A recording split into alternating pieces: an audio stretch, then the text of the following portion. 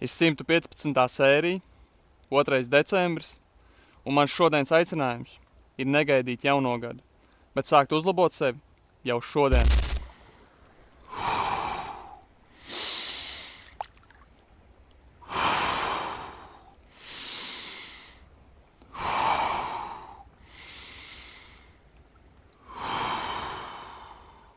Tev ir jābūt gatavam iznīcināt savu iekšējo perfekcionismu, ka sākumā visam ir jābūt perfektam, un jāsāk ieguldīt darbs neatkarīgi no tā.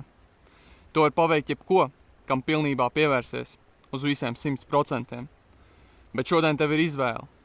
Tu vari dzīvot ar sāpēm, ko rada darīšana tagad, bet tas tev stiprina un piepilda, vai arī vēlāk dzīvot nožēlas sāpēs, ka to nepaveici, kad patiesībā tu to varēji.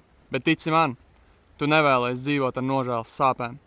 Nav nekā smagāk par nožēlas nastu vēlāk. Tā ir graujoša. Tu nekad nejutīsies labāk, kā jūties tieši tagad. Tu tikai un vienīgi kļūsti vecāks. Tāpēc izvēle mainīt savu dzīvi un piepildīt savas vīzijas ir tavās rokās. Kļūst nesalaužams.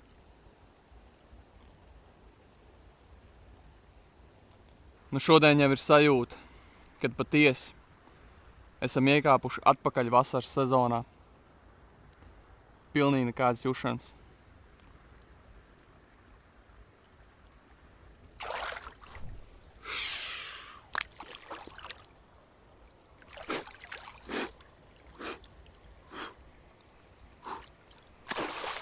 Sāc tagad!